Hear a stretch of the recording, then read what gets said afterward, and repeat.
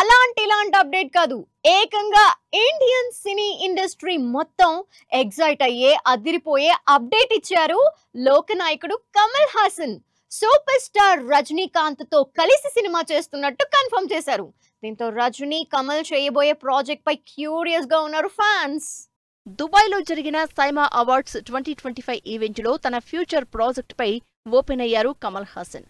మీరు రజనీకాంత్ కాంబినేషన్లో cinema expect చేయొచ్చా అనే ప్రశ్నకు ఫ్యాన్స్ ఎగ్జైట్ అయ్యేలా ఆన్సర్ ఇచ్చారు.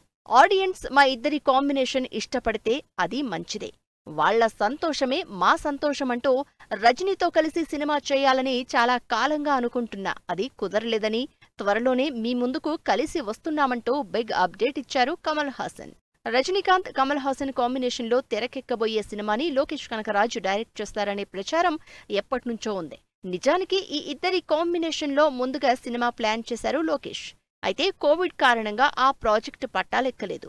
కూలీ సినిమాతో రజనీకాంత్ ఎలివేషన్ ని నెక్స్ట్ లెవెల్లో ప్రజెంట్ చేసిన లోకేష్ ఇటు కమల్ హాసన్ కి విక్రమ్ మూవీతో బ్లాక్ బస్టర్ సక్సెస్ అందించారు. ఇప్పుడు ఈ ఇద్దరు సూపర్ స్టార్స్ తో లోకేష్ ప్లాన్ చేస్తున్న గ్యాంగ్స్టర్ డ్రామా ఏ రేంజ్ లో ఉంటుందో అని ఎగ్జైట్ అవుతున్నారు జనాలు. రజనీకాంత్ కమల్ హాసన్ ఇద్దరూ దాదాపు 21 సినిమాల్లో కలిసి నటించారు. అయితే ఇదంతా 1970లోనే వచ్చిన సినిమాల్లోనే జరిగింది. ఆ తర్వాత ఈ ఇద్దరూ కలిసి సినిమాలు చేయలేదు. రజనీ కమల్ అభిమానులు కూడా ఈ ఇద్దరి కాంబినేషన్ ని బిగ్ స్క్రీన్ పై చూడాలని ఎప్పటినుంచో ఎదురు చూస్తున్నారు.